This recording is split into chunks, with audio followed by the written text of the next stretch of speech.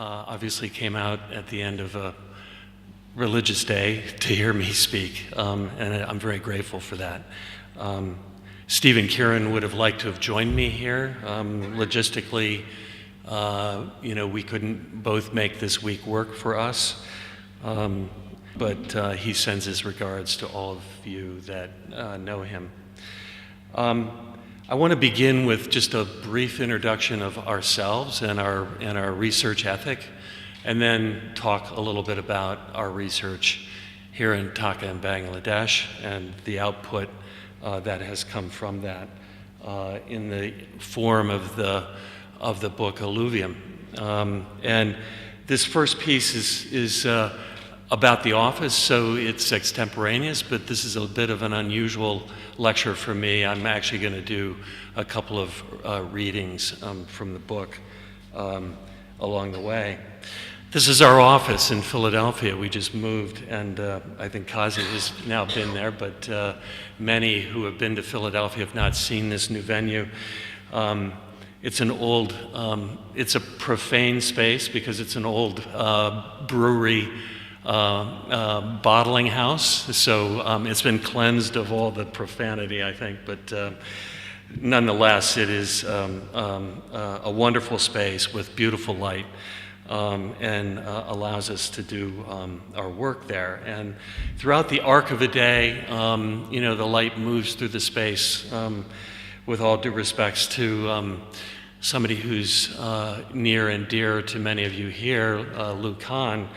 The light, tells time for us throughout the day, and it comes in through a skylight, in the roof, and then across the west wall. And that activity that you saw in that little movie clip is just something that allows us, the venue to do the kinds of things that we do collaboratively, synergistically, working with our consultants and our collaborators throughout the day. Some of the things that we're working on that many of you may know about is the new U.S. Embassy in London. It's under construction. This is from July, but there's more curtain wall that is now up, and many of the systems are going in, and the landscape will start going in the spring, and the first occupants into this new building will be in place probably by the end of next year, and it'll be dedicated in July of 2017. It has to do all the things that embassies have to do, but it was intended to be a representation of democracy, openness, and transparency to the rest of the world, and certainly to our close allies and friends, the United Kingdom. Because this property was in a former post-industrial area, it is now helped to regenerate that area with 25,000 new housing units in a number of developments around there. We do a variety of projects, including,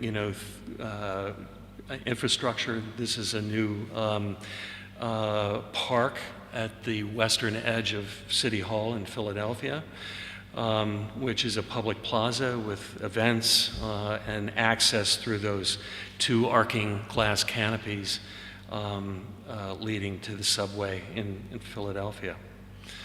In Houston, we just recently finished a new building for physics at Rice University. It's a project that deeply engages the landscape in a very hot and humid climate by lifting the building up. We allow air to be drawn through that landscape and engage an outdoor space that's well shaded throughout the year, even when it's 90 degrees and 80% humidity. And it sets up a new form within that campus that is contemporary and thoughtful and deeply engaging of the landscape. The building is of the landscape rather than in the landscape, and in that way participates in the campus of Rice University. Kazi mentioned Cellophane House in 2008, a project that was intended to be designed off-site. You can see that in the clip being delivered in New York City between 53rd and 54th Street. A series of chunks, modules, if you will, that incorporated the stair components, you see coming in now, the bathrooms for this house. A 4-story structure built of new materials, aluminum, polycarbonates, PET walls, the kinds of material that makes these kinds of bottles and a kind of material that can be recycled numerous times like aluminum, but allows for 97% clarity of glass. And one of the things that we imagined was that it could form a new wall material, a new enclosure material for buildings of the future. And so this was an experiment in that effort to see how that particular material would respond to the New York City climate over 5 months. 750,000 people came through this house as part of the exhibit. And we monitored and learned from all of the aspects of that wall system, which had photovoltaics embedded within it. You can see that sort of pixelated exterior character of those 5-layer plastic walls that had air moving through them. And it was a naturally ventilated house, so it was quite comfortable even during the hottest months of the New York City summer. So, we do everything from houses. This is a recently completed house that was a finalist at the World Architecture Festival this year in Pound Ridge, New York. And for you in Bangladesh who rarely see snow, I thought I'd bring a snow shot in order to show you how this house is really a chameleon because of the nature of the material that's been utilized. A series of stainless steel panels that are polished to different degrees, 4 different degrees, which sets up a phenomenal and literal transparency and exchanges a relationship again with the landscape that is quite unique. How do we do these projects? Well, we plan, we do, we monitor, we learn. It's the same way we teach. We design, we innovate, and we invent, and it's a continuous cycle. And it's a continuous cycle because we've mapped 50 of our processes through the ISO organization, International Standards Organization. We're one of the few architects in the world or engineers in the world that do that and keep an appreciation and an understanding of those processes that are deeply held, that help us turn out the kind of work and research that we do. So what is that research? This is a diagram based on an essay by James Marston Fitch, a relationship between material theory and technique. That architecture, up until the 1960s was sort of diagrammed in this way, a relationship between kind of theory, technique, and material, a multivariant problem, but one, in this particular case that was seen holistically as really these 3 fundamental elements. And as we went into the 1970s and 1980s, obviously we got further and further away from materiality and more toward theory and further away from technique. But one of the things that in learning during that particular period, certainly my connection to Lucan is tenuous. I was accepted at the University of Pennsylvania on the day that his death was announced, coming back from Bangladesh. So I read about it in the New York Times, and I had the acceptance paper in my hand, and I had the New York Times in the other hand, and those 2 things, which I was hoping to do, never connected. But one of the things that, in going to the University of Pennsylvania, one of the things that we learned as part of the process was that architecture was more than how the postmodernists or even some of the modernists were expressing it, and it involved way more than that. And this diagram, which Fitch also explores the holistic nature of architecture. All of the elements that come together at any one time, and they all must be taken into consideration at once. That one technique doesn't outweigh materiality, that theory doesn't outweigh performance, that construction and time don't outweigh the people or the budgets that are involved, and that all of these things form a network and need to be in balance for people to have an appreciation of truly great architecture. So how do you get to that kind of balance as an architect or even as a student? You do that through deep research, as we have at the University of Pennsylvania. This grid, this map here, shows 7 elements of research: societal, technological, environmental, cultural, organizational, design, and economic, that form the basis of the extrapolations of deep design research that architects should be doing, but many do not. And they need to cut across, a variety of components that are both exploratory, constructive, and empirical. And so data, which you hear a lot about, certainly in the United States and in developing countries as well, is very, very important. Certainly big data, information about climate change, about environment, about water usage and other kinds of things, but also about building performance.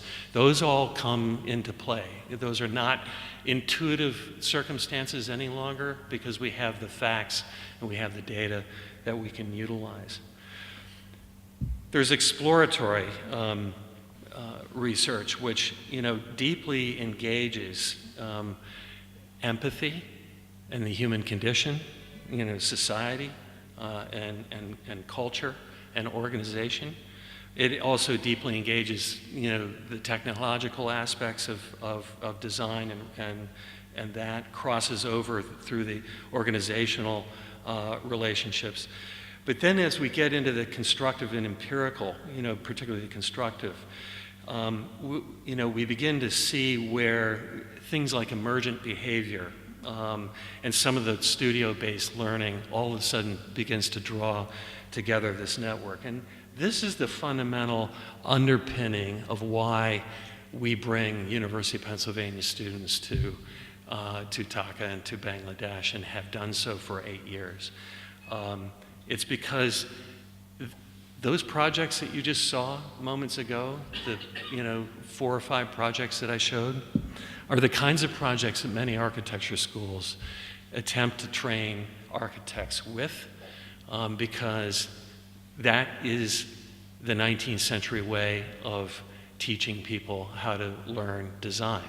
It's through example and repetition and understanding typology and program and getting them to iterate that over time. And that was created by the Beaux-Arts School, and it's been carried through all of the Western schools and even into many of the architecture schools globally. And we continue to teach students that way, that we ask them to design something, then critique that, and do so in a non-iterative way, but in a juried, manner. And that's not getting us in advancing architecture. And neither is it getting to an architecture of empathy. Anybody can design a museum or a house and a high-end project with, an extraordinary budget if you're given the opportunity. But dealing with the human condition and having an appreciation of how architecture can advance and improve people's lives is a circumstance that isn't available to most architects and isn't taught in many architecture schools and isn't engaged in a meaningful way. So what are those opportunities of research that we look for? Well, we look for fostering a culture of research in a workplace, obviously declaring some kind of research focus, in our particular case, materials and technology and other things at the office are nurtured in a research environment, that find their way both into the work but also into papers that we share with the profession. But there are many impediments to good research as well. One, it's difficult to agree on a base of knowledge, and we've even found that here as we've come to Dhaka to look at things. There's a difficulty in bringing things to closure. There's always this sense that, like architecture, it's unfinished and incomplete, but research has a moment of closure. It can continue to be uncovered and looked at and move on, but you have to bring it to a point of some stasis so that it can be established as a baseline for then going on from there. And then there's just the current culture of the architectural education. That's a huge impediment that we're attempting to change. So one of the things that we try to do, just simply, when we explain this to certainly architecture students, is that, great architecture comes from a variety of strategies, not the least of which is deep research, but developing a criteria for designating what should be cutting edge or bleeding edge, inventing, innovating, collaborating, bringing art and science together, as Lucan did, bringing intuition and analysis together as well, involving data, but having an appreciation of how to work with that, and fail early and fail fast. But the most important thing is also to tell your young architects and the researchers, don't look in magazines, because whatever has already been published is already 3 to 4 years old. So with that, I want to take you to this, because this is, been a work and an effort, and I'll make some acknowledgments at the end of the talk. And I'll open a Michael Sorkin Coca-Cola. But I want to take you through a couple of things in here that I think are important to just talk about a little bit. And these are written, so these are things that we mean. And these are things that we deeply feel. And these are things that can't be challenged except to have your own opinion about whether or not there's a validity to it or not. So let me read a piece of this, and then I'll show you some of the book, and then I'm going to read you another, I'm going to tell you another story, and then I'm going to show you some of the research, and then I'm going to end with another little story at the end. So the planning and design professions suffer from too much interest in propositions to fix the world. Too many ill-considered tomato patches in Zambia. I should start over here. You need to understand about the tomato patch first. Sometimes we as designers, planners, and academics attempt to comprehend a place from a crippling distance, imposing our own realities. The Italian social entrepreneur Ernesto Ciroli describes an effort on the part of well-meaning Italian volunteers in the 1970s to enhance quality of life through agriculture in Zambia. Noting that there was little agricultural production at their place of assignment, these enthusiastic volunteers brought tomatoes and zucchini from their native Italy and planted them. They were stunned by how well and swiftly they grew in the fertile valley, until hippopotamuses emerged from the river and consumed the entire crop in sight. When the Italian volunteers confronted the locals with the loss and inquired why they did not inform them of this likely outcome, their response was simply, "You never asked." It is easy to be cynical about the efforts by those who come from the developed world, seeking to improve basic quality of existence for the half of the world's population that lives in extreme poverty. It is much more difficult to station oneself within a culture over a long period of time and to ask questions. The planning and design professions suffer from too much interest in propositions to fix the world, too many ill-considered tomato patches in Zambia, and not enough persistent and humble observation and inquiry over a duration. The first acts of planning and design must be looking and listening hard. Faisal and I had that conversation yesterday. Really hard. Unfortunately, design and planning education spends too much time training designers to design, when the most important lesson is learning to see. Patience, persistence, and empathy are the necessary underpinnings to develop design senses that see, hear, smell, and feel. Just think about how long it took Lou Kahn to develop his practice before he got to do the Capitol complex in Dhaka, and how much listening and learning and seeing and feeling he was doing before he made that building. The observer must become open to unimagined and unseen purposes. Discovery of underlying intent and hidden need is the real objective to design observation. After several years of investigation into the depths and layers of complexity that underlie Dhaka, the intelligence we have gathered in this book is a collective enterprise, with each group of students and their collaborators examining, critiquing, and extending the work of their predecessors. This understanding is the precursor to effective and compelling speculation and action. We believe the design and planning professions make a grave mistake when they focus solely on objective measures. Great design research that leads to effective action is rarely dispassionate.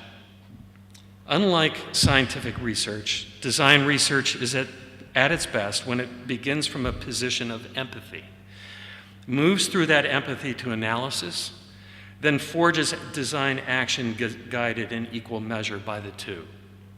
If we do not ground ourselves in empathy for those we serve, we will often miss the most important facts, the hippo lurking unseen in the river next to the field. We have selected 3 methods of observation for their power to give rise to empathetic and informed planning and design. The first is storytelling, and I'll tell you a story in just a moment. The second is photography.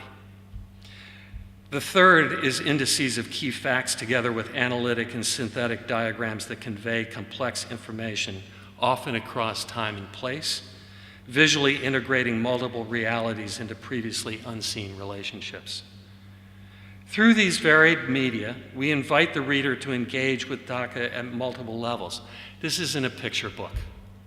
If you buy this book, or if you happen to get it as a gift, this isn't a picture book, and you'll see that as we go through there. Pictures tell part of the story. Through these varied media, we invite the reader to engage with Dhaka at multiple levels, simultaneously smelling the pungent odors of its marketplaces and grasping the impacts on architectural yields as climate change shapes its growing seasons. If we could have done a scratch and sniff book, we would have done it. Because as you go through this book, you should have been able to scratch the page and felt like you were immersed in Dhaka. Because that's part of the experience. I remember my first time in Rome from 35 years ago, and that smell, when I go back there, or when I smell it somewhere around the world, I remember it. And I remember Dhaka in that way, and I remember Philadelphia in that way. The social, economic, and environmental conditions observed and explored throughout are provocations for an afterword that anticipates Dhaka's future and the threats and promises inherent in its and our unchecked march toward 2040. So, how do we do this? It's deeply planned because we have a very short period of time on the ground. Those 2 yellow boxes here, In the 8 years we've come here, we've brought roughly 120 to 140 students, but we've been the guests of, deep guests of Kazi, Saiful, Saladin, and Mangalbur Shaba, and over 300 other students that have engaged with us to do this work. These are the places that we've gone. People ask, have you been outside of Dhaka? Yes, we've been outside of Dhaka. It's not on this map, but these are the places within Dhaka that we've done over those years and have taken apart, looking at urbanism, industries and economies, water and ecology, and obviously alluvium, shifting sands, water and land coming together. Water and housing got us here. This was the reason we came to Dhaka. So let me tell you a story. And as you can see, these gerunds, there are 5 gerunds in the book, and gerunds are active terms. Those gerunds that you saw in the preface there, beginning, telling, looking, analyzing, and acting, are all active terms, and they're not closed. They're an active circumstance that asks for iteration and asks for continuance. The first piece of this, is telling, and one of the requirements of our research is obviously in the extreme is to move closer to it. So let me tell you a little story, and we called it Dhaka Collage. As you zoom into Dhaka, in the sanctity of an airplane, the view begins to form a collage.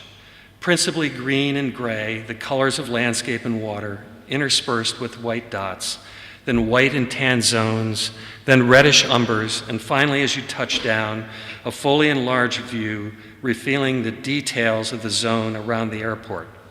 Immediately, you come to understand Dhaka as a painting, a sculpture, a collage of many things, something artful, animate and inanimate, that fully form a city and a place.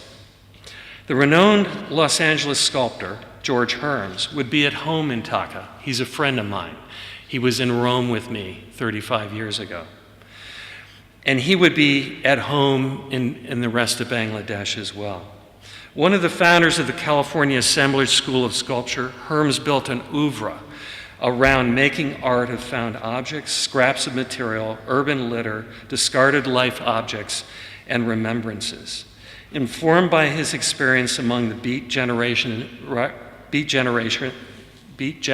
of writers and poets, William Burroughs, Jack Kerouac, Lawrence Ferlinghetti, Allen Ginsberg, and other artists, among whom were Edward Kienholz, Wallace Berman, and Robert Rauschenberg.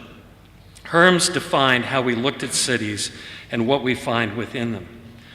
Dhaka is not only a resource for an ample supply of found, discarded, and recycled elements, but it seems at first, second, and every glance, to be a city built of collage, a collage of scale, material, form, color, new, old, alive, dead, dry, wet, lush, barren, and every other contrasting adjective known to human existence. Pick any street, any alley in Dhaka, and your eyes will explode with the leavings of humanity. Looking down from eye level, you see multiple tableaus of rusted stucco, wood trim, countless wires, pipes, glass, and paper, all in multiples of color, quality, age, and condition, overlapping to create different meanings. Your eyes form the portal through which all of this is framed. As you look around, scanning and panning, you realize that each time you blink, a new collage is formed. A camera becomes the means of recording, the frame fleeting, begging for recropping. But the lush, rich textures and colors come alive with each push of the shutter button. Signage adds meaning, layering on different scales of information, all static yet unusually vivid. Infrastructure interrupts, both adding to and subtracting from the beauty. Wires, poles, pipes, gutters, each extending or disrupting the composition. As you look into the distance, the city collapses, shortening the depth of field, piling layer upon layer into an almost flattened realm.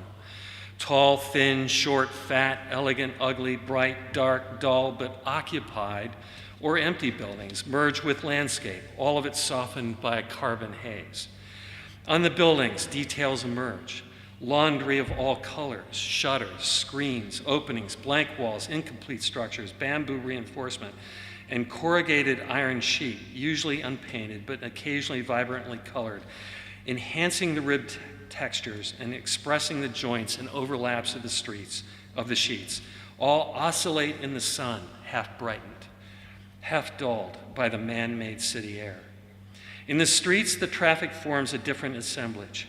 Moving, honking, choking clusters of rickshaws, bicycles, cars, trucks, buses, each displaying the bruises and battle scars of daily jockeying for position and direction. The buses and trucks, but particularly the buses, with their layering of scrapes and dents, display a long history of incidents and interaction. A rabble of rickshaws with their illustrative vinyl folding tops and colorful tin detail and ornament emblazon the streets with pixel-like wash. The melange of traffic, always in flux, adjusting, ebbing and flowing, changes the calculus of color instantaneously. Unlike the more static skyline in streetscape scenes, the traffic requires constant looking, scanning, and visually digesting for compositions. Then there are the people and all they carry with them. Organic, alive, energetic, brightly dressed in colorfully dyed clothing, hundreds, no, thousands of people brighten the dusty streets and alleys. One realizes as they pass by that the clothing they wear represents the bolts of fabric in nearby store apertures.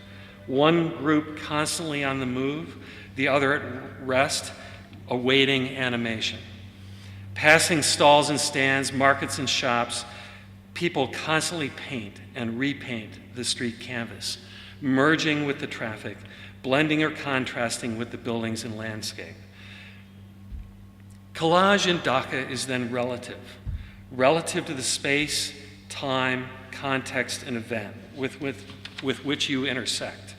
These moments of intersection form the warp and weft of a larger canvas, again collaged as you move at pedestrian speed or traffic speed or boat speed or fly back out of Dhaka on the airplane you came in on. The pixels of color merge back into reddish umber, gray and green, and eventually nearly fully to green. This is not a still life. So looking becomes a really, really important part of storytelling. Storytelling becomes a really very important piece of research. That research is completed through empirical data.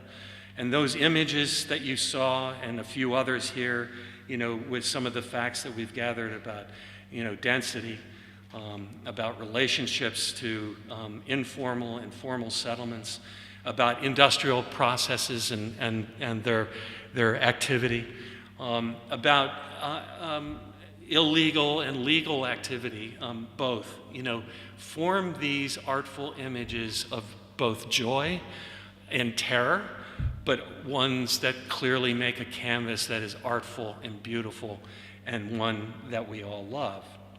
And so, this tableau, which I first saw in 2008, reminded me of Venice, and I'll come back to that in just a minute. But the boats in the water and the haze in the sky, was a Canaletto-like, image. And you'll see that when I wrap up in a minute. But what really endeared us, to Dhaka and the environments was really how the relationship between urban form abruptly rubs knuckles with the agricultural edge, and the tension that happens between those two circumstances, and the opportunities that are afforded, through alluvium, through the movement of sediment and silt and water, for opportunity, but also for activity and growth going forward. So how do we get to that? From those stories that we take away, that we wrote while we were here, that we chronicled as part of a journal, along the way. and then bringing the pictures forward to syncopate with those stories. It's through deep analysis, and we begin that analysis before we come, and that usually begins with a mind map, and the mind map is drawn out not quite this formally, but this is the end result of the mind map after we've been here. And you remember that holistic diagram of James Marston Fitch. Well, this is a different network and series of algorithms that bring together all of the elements that we need to uncover to understand a query, to understand a problem. Those queries then lead to empirical data. And I'm not going to go in and quote some of this. Some of this you know better than we do. But this is all empirical data, collected throughout this book that we've collected, that we've fact-checked, and that we've, found through asking deep questions and engaging others in that conversation. So the things that drew us here, the water, the megadelta, if you will, the fact that 5 countries' waters, flow down through your land and change and forever, cause you to adapt, to those conditions. Not to mention that you're at the edge of the Bay of Bengal and the alternative forces that come, from that end, result in, both, active delta circumstances, but relationships that you don't necessarily control with other countries. And this is part of the context that we as architects need to understand. We can't just plop a shelter down in the middle of a char and then not have an appreciation of what might happen to that char because of water that might be coming from Bhutan or Nepal that might affect, ultimately that house. Same thing, relative to the rivers and sediment. They're not static. One of the things that we expect in the United States is that the Mississippi River is always going to be in that same place.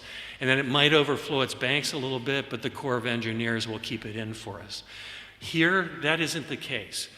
Here, these rivers have moved over time. They braid, they leave land behind, they change the land, they inexorably alter the human condition of living and agriculture. That river migration, in the case of the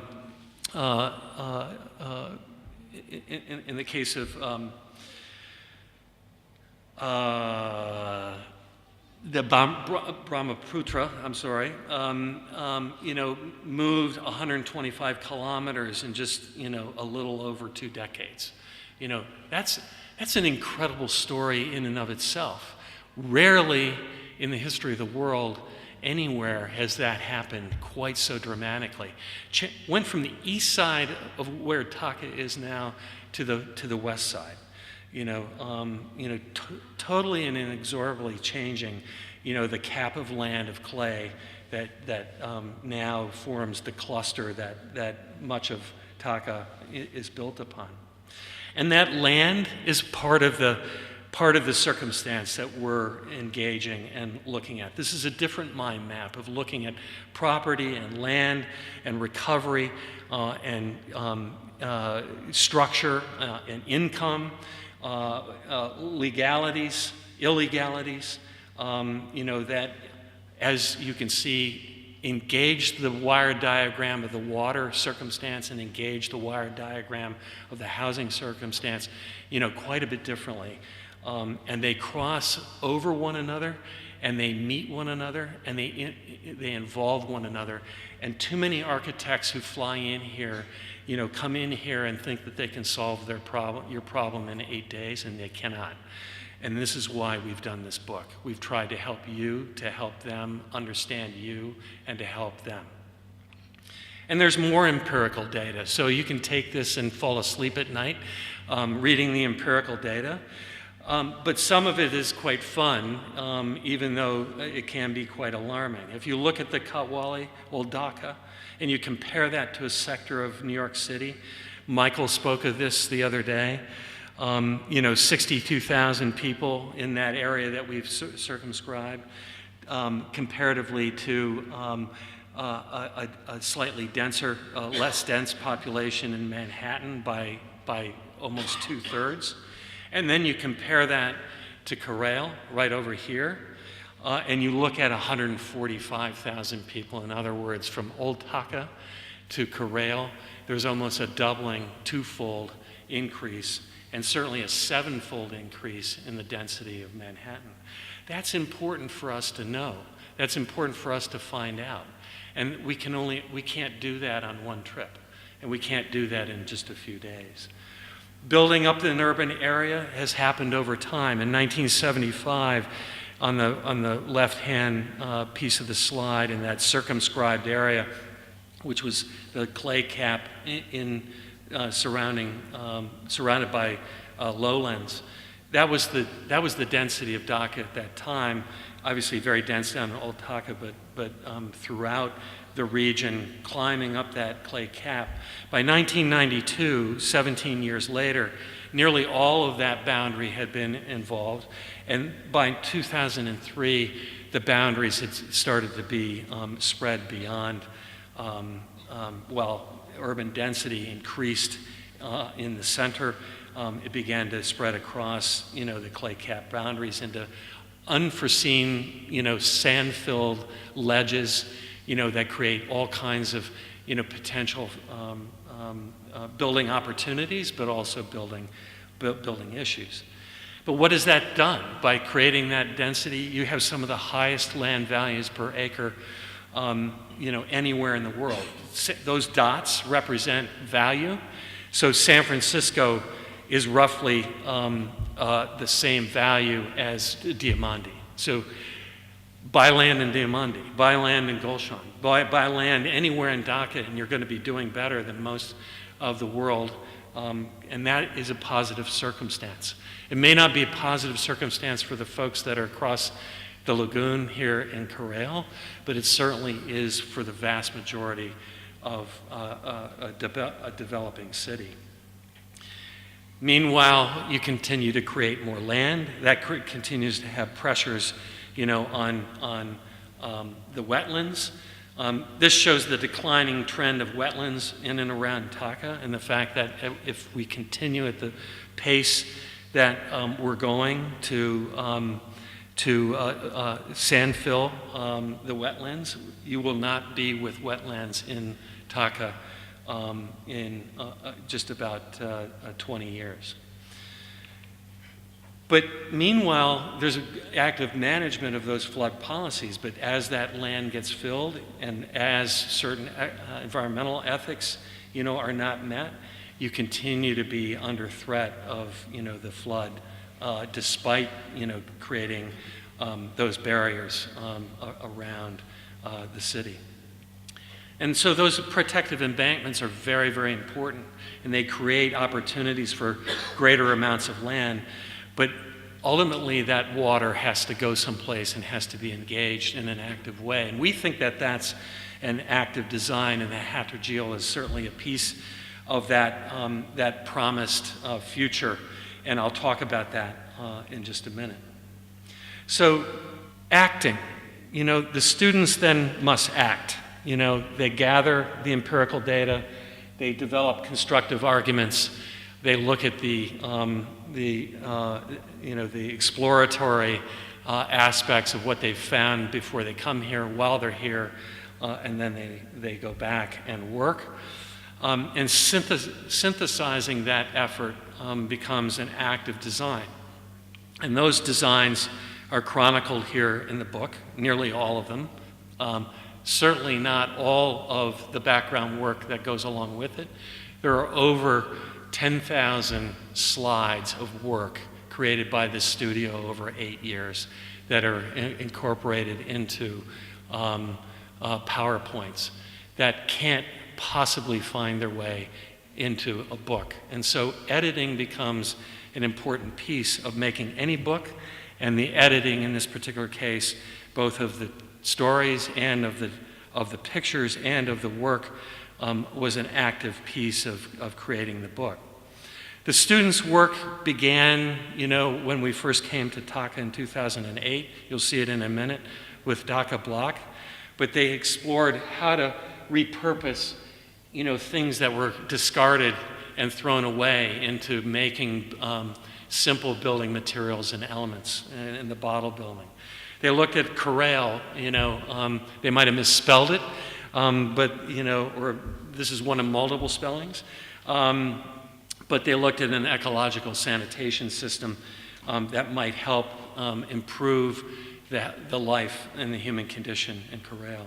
They looked at what they called an H2O house, given that there was massive amounts of water here and the need for shelter, how could those two things coming together? We looked at Tangi and remediating the Maidan, and you'll see that in a minute. We investigated the Dhaka Block, which was an invention of taking basically a plastic Jersey barrier, a New Jersey barrier that is used for traffic, and repurposing the form and the interlocking nature of that particular element and filling it with water so that it became a stable building element that could help formal and informal settlements rather than using the CI sheet and some of the other materials that are used. We looked at shipbreaking. We looked at investigating the old airport into a transit station park. We looked at the Hodder Geo extension. We've been looking at food security. Architects looking at food security. Why? Because it's part of the empathetic nature of architects to look at something in a different way and explore that and share it with others. We looked at Aquifer Recharge because we know that's a horrible problem here in terms of the drying up of the aquifer and trying to get that water that's so powerful throughout the seasons back into the aquifer and designing ways to collect that and recharge the aquifer. We've investigated brick kilns and been to at least 20 brick kilns around the environments, looking at their ecologies, meeting with the UN, having an appreciation of what could happen with those that ecology and that landscape, that transient landscape, to improve not only the lives of those that are at those kilns, but also improve the environment in and around Dhaka. We've looked at slum kitchen improvements because we think the cooking conditions there could be improved. We've reimagined vernacular housing. We actually looked at how people in Dhaka bury their dead, whether they're Muslim or Christian or other, and looked at how that event in life affects design and planning. We looked at a riparian greenbelt, around Dhaka. We looked at shifting industries, the garment industry, the tanning industries, and this is something we think in the jute industry, and we think it's something that we should go into greater depth perhaps in the future on. We looked at soil remediation. We see landfilling going on with sand pumping. We will also see landfills of organic and non-organic trash that is happening. That obviously is part of a recycling effort, but how to make that and purify that soil so that some of the putrefaction doesn't get into the water system and continue to spoil the water that you need to drink and fish from. Looking at bridging typologies between different things, and then of course developing an actual proposal for a CHAR school. So the detail, some of the additional detail of these, this is the very first thing that one of the students did when they came to Dhaka, and we were only here for a couple of days. That very first evening, we met with Mongoburo Shaba. We were all jet-lagged and falling asleep in a relatively airless space, and the lights went out because the power went down. But the folks worked through that. They had flashlights, and we worked through the rest of the session under flashlight until the power came back on. You might not remember that, but we do. And these are events that we take deeply into the culture of how you have to live on a daily basis and how we can't, as Westerners, just take certain things for granted. So there are challenges here of potable water and where the water sources come from and what you pay for that water. And then, you know, but you have abundant natural water coming from a variety of sources, some of it via the ground, some of it via the aquifer, some of it via rain, and much of it via rain. So was there an opportunity potentially in a proposal to collect that water, but have that collection system also be a useful way of providing shelter? And so ergo the Dhaka Block, and you know, a collection of empirical data over a period of 2 years or 3 years of how much water could be collected and drained, you know, using just one block, and then how many blocks might make up a house, and then how those blocks might interact and support a roof and also provide for armatures for other activity and living, and developing details of how that water might be collected and how might that water get into the block, and then how somebody might inhabit that space simply, you know, but perhaps more hygienically and better than just putting up a piece of CI sheet with a 2x4, but certainly with an unending opportunity to have water that didn't have to come then from the aquifer, that then could be filtered and help improve the health conditions as well. So you see a theme here of projects that don't just try to solve one design query or problem, but one that you know, that begin to design and look at the problem holistically and solve these things, you know, deeply and fundamentally and far-reaching. The Corral, the second spelling, the third spelling is with an H, of ecological sanitation system, looking at the lagoon, looking at the land filling and the edges, excuse me, going on.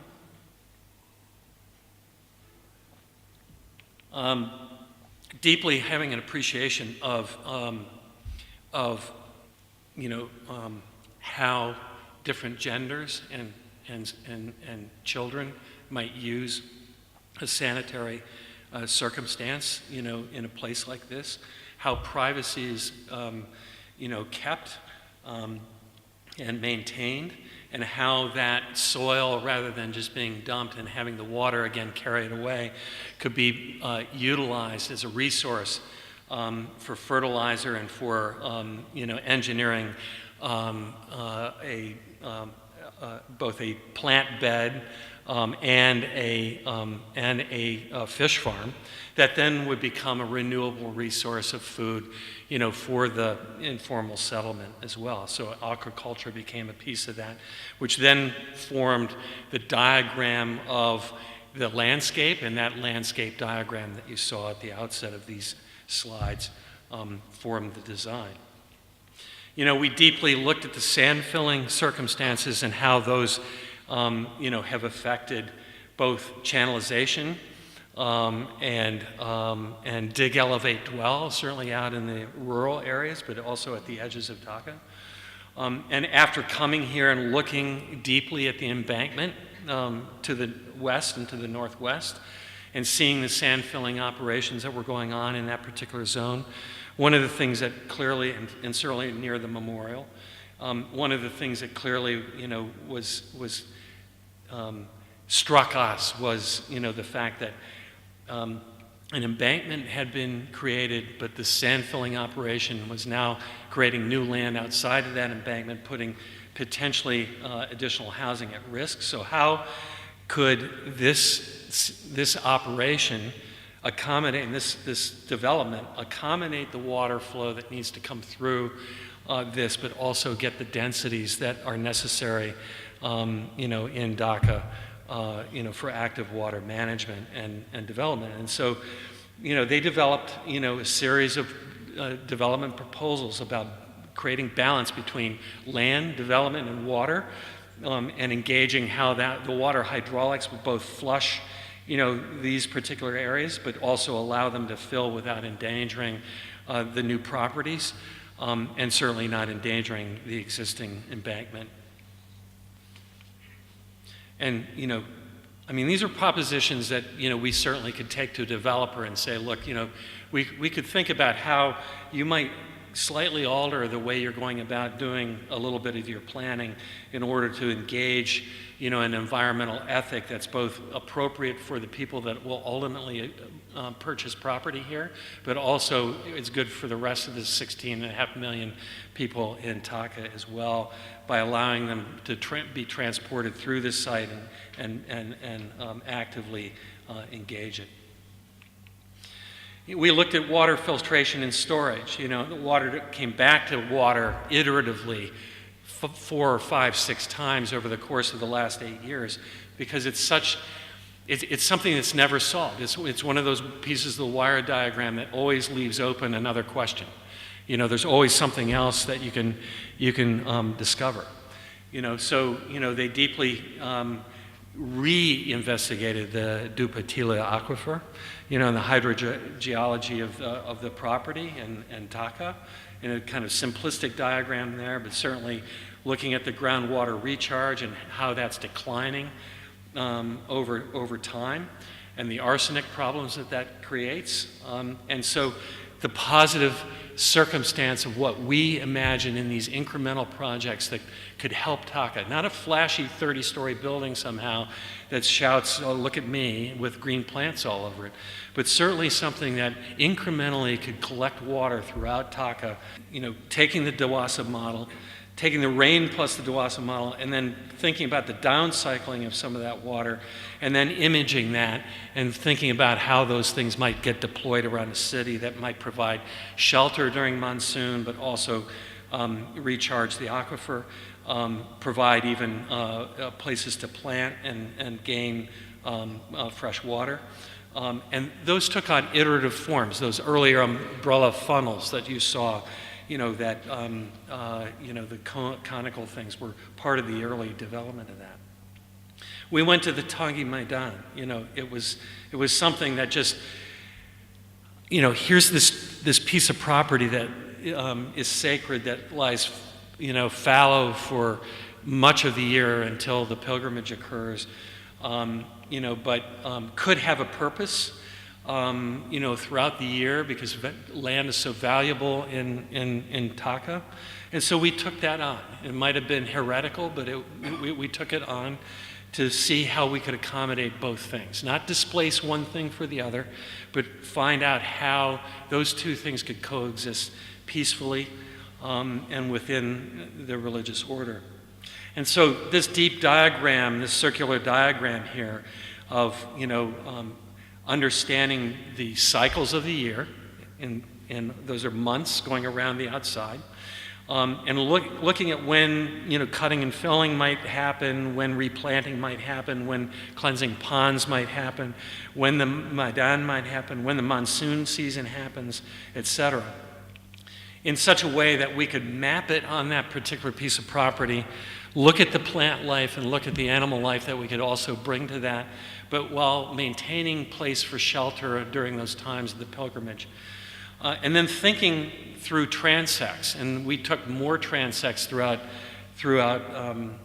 Dhaka during this particular period of time. These strips of property that cross across topography, geology, activity, social interaction, economy, and agriculture, amongst others, and architecture, and looked at how each of those strips contribute to the redevelopment of that particular property, and how during the flood season, the flood could use that particular land to help relieve some other areas that are already occupied, but still be there in that wonderful geometric way that allows for those shelters to be put up and the prayer rugs to be laid down in that particular landscape. And so this architecture of empathy and landscape architecture of empathy comes out of a deep respect that you can only have by coming here again and again and again and again and understanding the people that you guys have, you folks, you guys, U.S. colloquialism, that have deeply engaged us to help us understand. And I'll move through these, quickly, but here's the brick ecology inventory. My son almost fell into a brick kiln that was burning brick because he's so adventurous, walking over the top of the coals. But you see the queries here of hydrology, land cover, geomorphology, air pollution, fuel, labor, housing, transportation. All of these things affect it. You can't just look at a brick kiln and say, it's only about brick, or it's only about the smokestack, or it's only about the carbon coming out of the smokestack. It's about everything, and that's what architecture is. That's what landscape architecture is. That's what the Bengal Institute is all about in crossing across those ecologies. So they did a systems inventory, some of it negative, some of it positive. You can't look for the positive unless you understand the negative. Anywhere you go in the world. I grew up in Michigan. I went to school in Detroit. I saw white flight leaving Detroit to go out to the suburbs with the mattresses on their cars in 1972. I understood what was happening. I go back to Detroit now as a professor and as an architect, and I see people moving back into town, but I also see vacant land. But I see the beauty in that city, not just the negativity, because I've had deep engagement with the people and the place. So that land cover, that ecology, that appreciation of those circumstances is mapped in a variety of ways. Again, a series of transects, that talk about, terracing and harvesting and cutting and contouring. And then propositions about how people might be sheltered, how people might be protected, how the aquifer might be protected, and how, other circumstances, during the season while brick making is going on, allows that local ecology to be self-sustaining. And then we took on soil, because land's important and land's expensive, regenerating soil, not just pumping sand, seemed to be a good idea because we create organic material, we throw away paper and waste, that decomposes, that turns back into soil, dust to dust. And so, we have, again, a deep appreciation of all of the elements, of water and decomposition through a wiring diagram that takes us then to a series of queries mapped against the water and the informal ecologies that affect those collections, mapped again against some of the industrial processes that are affected by both creating organics, soil things that are dumped away, that are used either as food or repurposed in landfill. And then again, taking a series of design transects that begin to look beautifully at how that land, which, in Bangladesh, every inch of land has been, been struck somehow by hand over the centuries, is able to have an appreciation of where the soil might come from and how much waste might come out of certain zealous and areas, throughout the city and the region, and then how that sharing and that feedback loop might occur.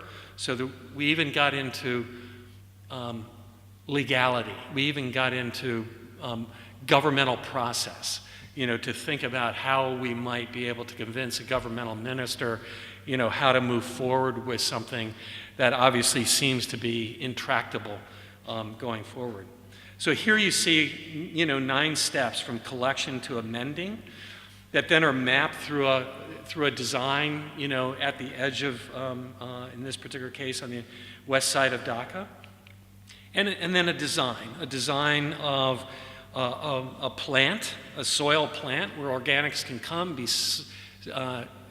sifted, sorted, cleaned, the organics allowed to be then rebagged and used for growing and becoming an industry and a way of creating jobs all at once.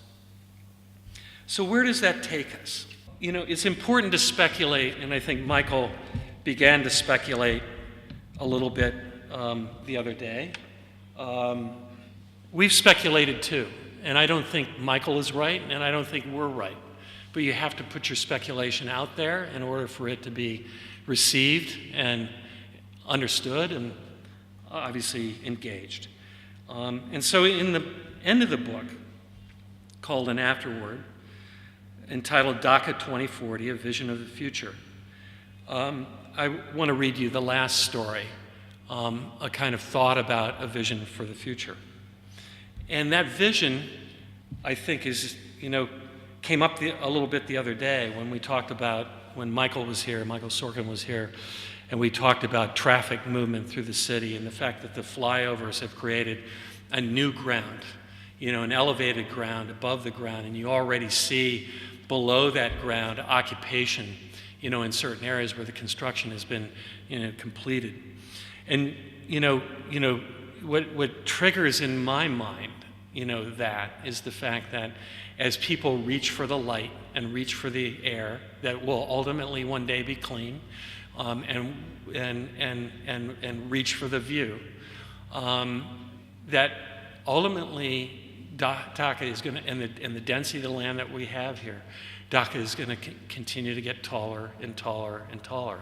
And they're going to find ways structurally to allow that clay cap, you know, and go through the clay cap in order to support those taller structures and do the kinds of things that then end up a little like, and people laughed when I said this the other night, it'll be a little like Blade Runner in the sense that if you remember that movie of the ecology at the street that was left behind of the last 50 years, and the ecology of the wealth and the middle class, you know, up above, you know, all of that, reaching for the sky, reaching for the air, those two dichotomies coexisting together. And you begin to see a little bit of that. But I think there's a more optimistic future. And so let me read a little bit from the rest of the book. And I promise this will be brief. The year is 2040. Nearly 70 years have passed since the Bangladeshi War for Independence, the famine, the decennial flooding, and the shift in migration patterns supporting an industrializing nation emerging from an agrarian economy. These patterns have been well set for several decades, and the ever-increasing population is marked by the widest economic variation in the world, from those living in sub-poverty to some of the wealthiest individuals on earth. Our bandwidth of wealth in the United States, by comparison, is about this wide.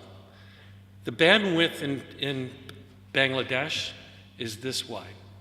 You know, our bandwidth is quite narrow, and it's in the general center of your bandwidth. Through the lens of the International Space Station, Dhaka reveals itself as an island chain, an urban archipelago comprising some 80 islands. You got to suspend belief here, okay? This is a story, so you know you can laugh out loud. You know, this is but you need to suspend a little bit of the belief because we're looking into the future here. Dhaka reveals itself as an island chain, an urban archipelago comprising some 80 islands. In a mere 70 years since the founding of Bangladesh, its capital city has blossomed into a field of Shapla water lilies at the head of the Bay of Bengal, their roots stretching into the sand even as their white petals float atop the water. A picture of beauty and art. Dhaka is evolved into a grassroots Venice on steroids, growing without the hyper-planning of cities like Abu Dhabi or Dubai. It is a city of 1,000 bridges. The man-made and engineered island forms are positioned to optimize north-south ebb and flow of tides and water coming from the uplands, while scaled to accommodate river traffic of differing sizes. The blocky, gridded urban fabric, which occupies the islands right up to their edges, is generally mid-rise in height, owing to the lack of stable land to build higher. The oldest portions of Dhaka are now surrounded by canals and channels and crisscrossed by flooded former streets of the 17th century Mughal city with its irregular organic network. The outlying islands become more dense, ramping up in height and scale as they move north away from the Bay of Bengal. Mixed-use enclaves with markets and shopping zones serve the islet inhabitants and limit the need for movement from each island neighborhood. Boats of different, so we're talking about a sustainable environment. We're talking about not having to traverse the kind of traffic that we have because we think differently about how we develop. Boats of different sizes and types ring each island, and we take advantage of the things that are common to us and that we value. Boats of different sizes and types ring each island and step perimeters from the water's edge to create a barrier to continuing sea level rise. These steps are an evolution of the ghats that once served the same purpose. They have now been formalized into an effective method of channeling water and providing both access and docking for a water boat culture. The densest city on the globe, Dhaka is now a bustling port. I ask you to suspend belief. Directly on the Bay of Bengal. Why is that? Because of global warming. If we're not going to arrest it, sea level rise of 2 feet is going to bring water right up to your edge. It sits adjacent to a broad expanse of water. The landmass to the south of Dhaka has been submerged and now forms a variety of shallows, channels, breakwaters, oil derricks, industrial elements, and infrastructure, all of which surround a massive container port. Now about 20 years old, again, you have to suspend belief because, that begins in 2020. It is served by east-west railroad rights-of-way from Southeast Asia through Myanmar and from India. The office zones of the city rise in the damp, humid haze to the north and west of the original core. Each a shimmering glass and metal Oz that appears ignorant of global warming and yet is amongst the most sustainable developments in the world thanks to its performative architecture and advanced cladding. With buses and automobiles barred from the 5 largest of nearly 80 islands making up Greater Dhaka, walking, electric scooters, and old-fashioned rickshaws are the internal modes of transit. So you're not leaving behind culture, you're just repurposing it in the proper way to disentangle life. Connected by the widest and busiest bridges, ferries, and light rail, these office islands begin to come alive in the earliest hours of the morning just after the first call to prayer, and empty 16 hours later, often turning completely dark in the evening in order to limit power consumption to only the most essential of services. In complete contrast to Tokyo, London, or New York office districts, Dhaka's business districts are devoid of services, housing, and other mixed uses. Commuters come to and leave these islands daily, increasing the efficiency of land utilization, infrastructure, and transit.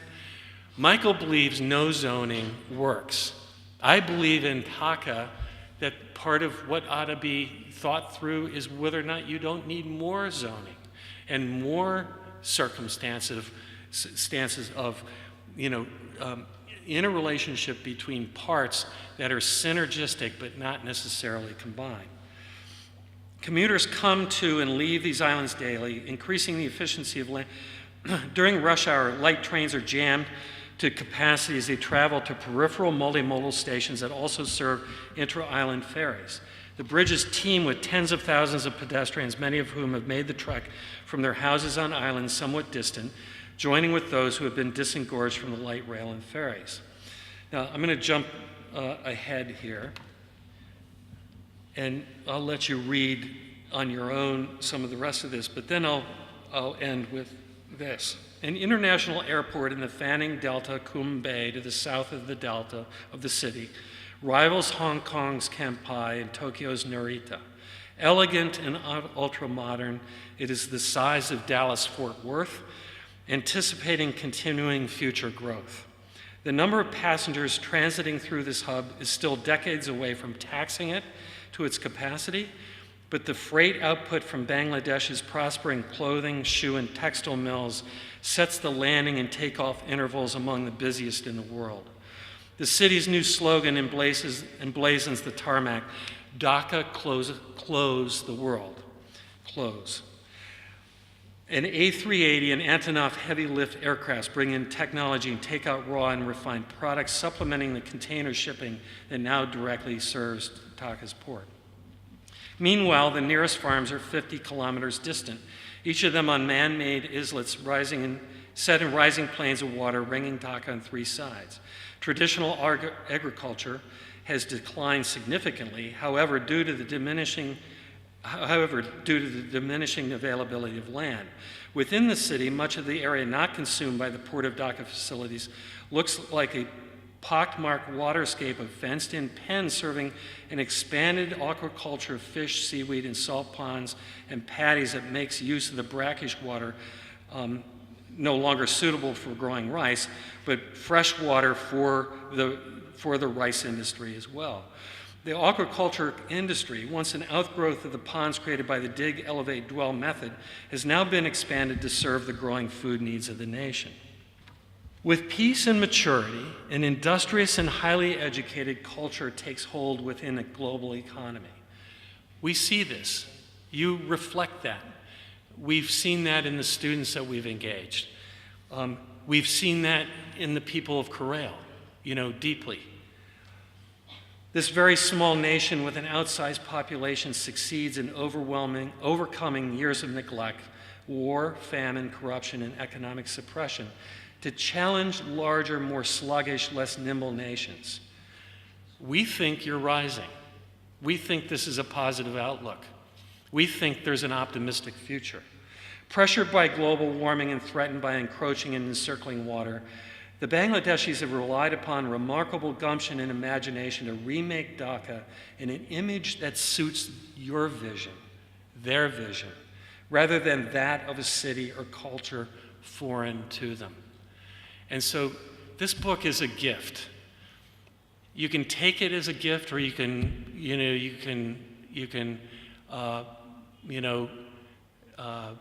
turn it down with abject disdain. I don't really care one way or the other. It's a gift from us to all of you. And we couldn't have done it, our students, as I said, over 150, first without being and engaging, some people in the U.S. who knew many of you here, Nathaniel Kahn, who's a friend and a neighbor, and his wife Susan,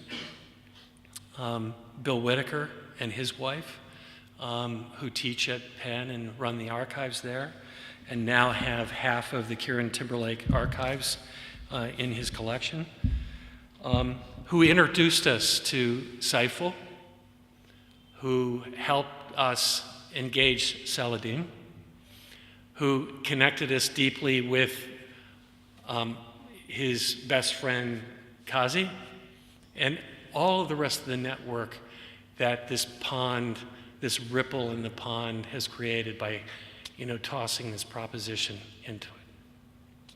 Thank you.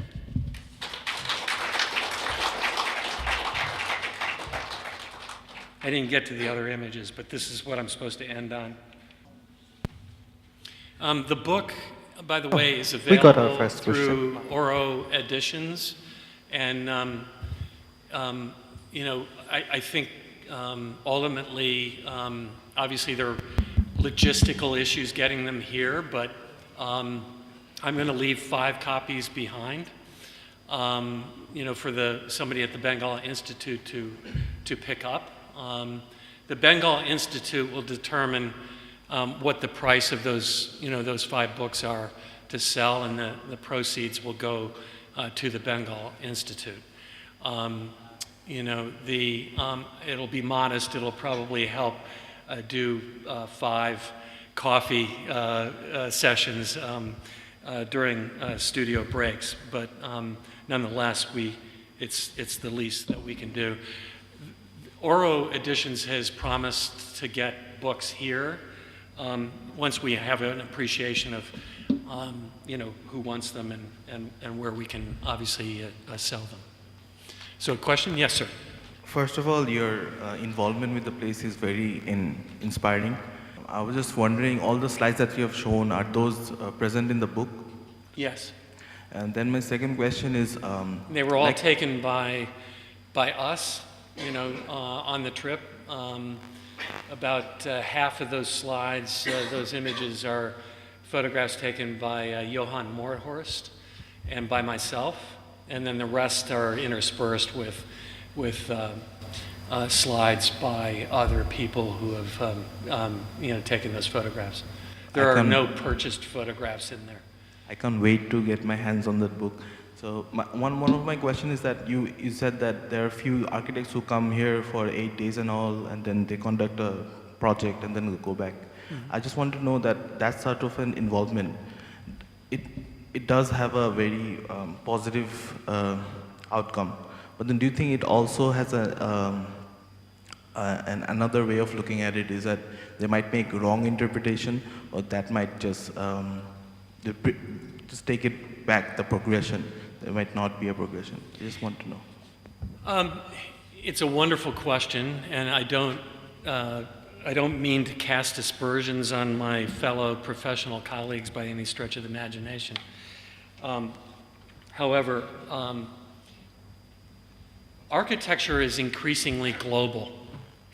And those of you who travel and have been to Asian cities or Western cities outside of Dhaka begin to see the same kinds of things and the same kinds of mistakes that are made around the world by people who do not deeply understand the environment, the culture, or have any empathy toward any of it.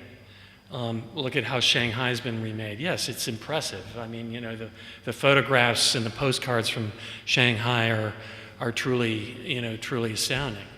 But we're seeing, tens of hundreds of remade Chinese cities. The Indians are beginning to do that.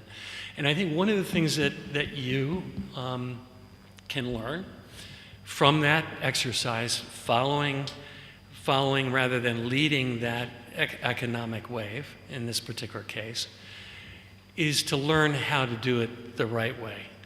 And that importing an architect from New York or London or China or India to collaborate and cooperate with you isn't going to result in the great architecture that you have at the Capitol complex. Those were simpler times. That was slow architecture. That was deeply steeped in a moment of reflection by an architect who was mature, by someone who was deeply thoughtful and engaged every project as though it was his last. That's not the way architecture is being made around the world at this particular point, and we're guilty of it. But the best engagement that you can get from anybody to have an appreciation and understand your culture and your way of thinking and the environment and all that will reduce the number of mistakes that you make in recreating the city. And I certainly hope, people have heard me talk about the wires on the street and comment on the buses, that collide, and the images in the book as potentially negative images. But I'll be frank, I hope the city isn't cleansed.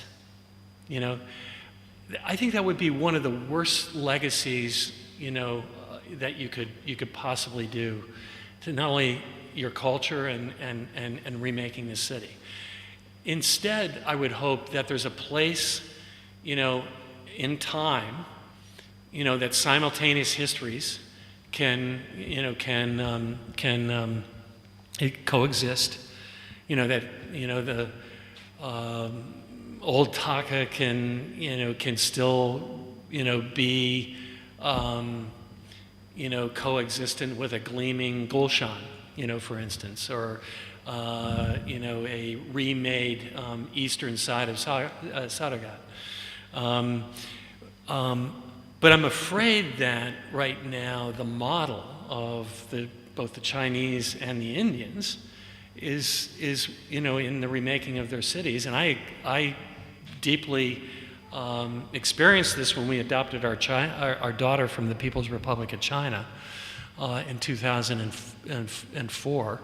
The hotel we were staying at was right on the edge of a development where the Chinese were going to displace 35,000 people and move them to another sector of the city and rip that historic piece of the city down, which was a 16th or 17th century piece of the city, which I walk through and have pictures of now, but is gone, for a gleaming new high-rise development. In that particular city, Nanning, which I had never, not Nanking, but Nanning, which I had never heard of in south central China before traveling there, was bigger by fourfold than Philadelphia. And these high-rises that were being built and the remaking of the city was all in this sort of, 1980s to 2000 planning regimen of, yes, we've got the mixed use, yes, we've got a place for the car, yes, we might have a pedestrian way for a sidewalk and a beautiful lane in the street. But in the end, they're kind of anonymous, autonomous building blocks that don't engage one another, and in 20 years are going to deeply affect the culture of the place.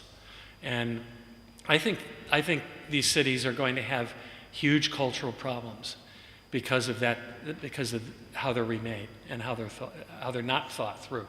And I think that's happening because of global architecture. I really liked your labs. Is there any possibilities to put some labs in Bangladesh, like your works? The research lab? Yeah. Then we can collaborate and work with you, yeah, and have your ideas and take our ideas to your country even. It's certainly been something that Steve, Kieran, and I have been thinking about. We're currently, as some people here know, we are currently attempting to raise money in the U.S. to support, continuing support the UPenn Research Laboratory. And I think part of that would be to establish, perhaps with the Bengal Institute in collaboration, a more evident, regular construct or structure of activity, where maybe we can't always, maybe we'll always come in the spring because they come at spring break, but perhaps we can send students in the fall. Maybe we can send students during monsoon, which they haven't had a chance to experience yet. And so even with the depth of this book and the work within it, we've still only scratched the surface. So your idea is a good one. Thank you. Yeah. I had a question myself, then I'll get the microphone to you. What made you choose Dhaka to begin with? And what's the beginning story of the lab and this whole project? I'll try to compress it, but it is a bit extended. We began teaching this research laboratory in 1999.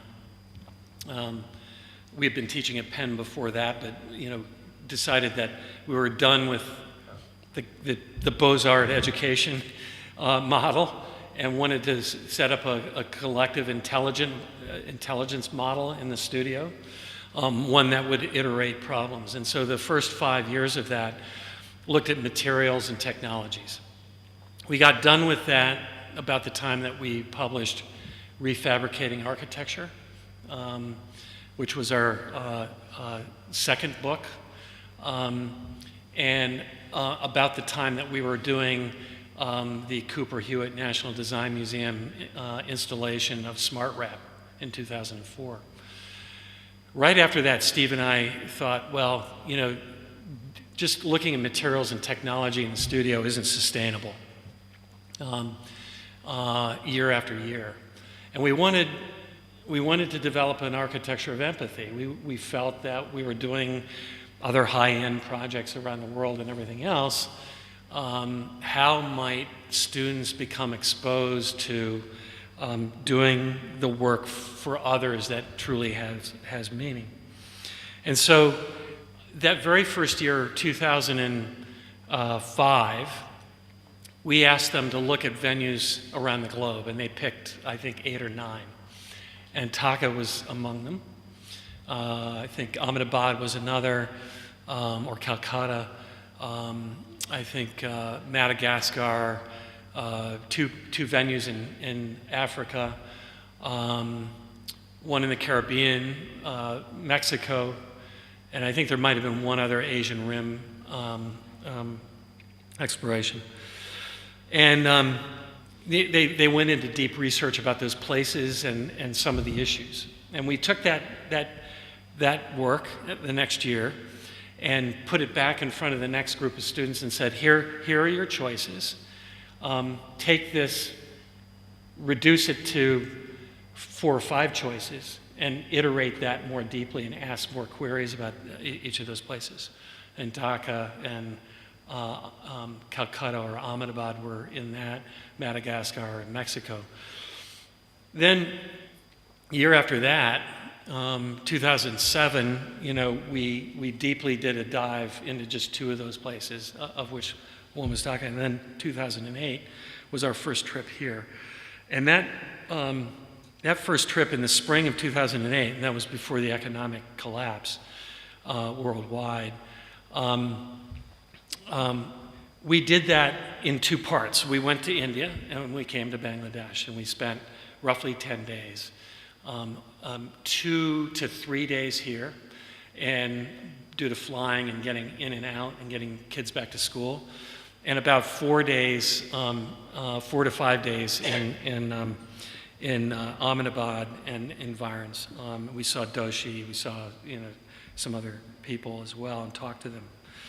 And of course, at that time was when we first met Saiful and Saladin and Mangalbura Shaba. And it was that moment that we got here that, and my son traveled with me on that first trip here. He was 10 and a half. He's now 17 and a half. And he traveled 2 more times here as well, came with me.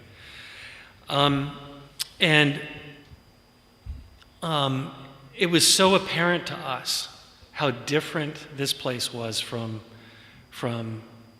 India and Ahmedabad, and any of the other places that we had discovered and come to understand, and that the water and shelter problems, were really quite paramount here because of the density and the expanding city and the informal settlements and the land circumstances.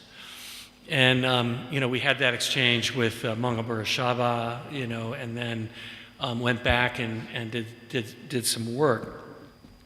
I think one of the things that I remember from that particular trip that I'll attribute to my 10-and-a-half-year-old son was that's stayed with me ever since, and I've repeated it many times.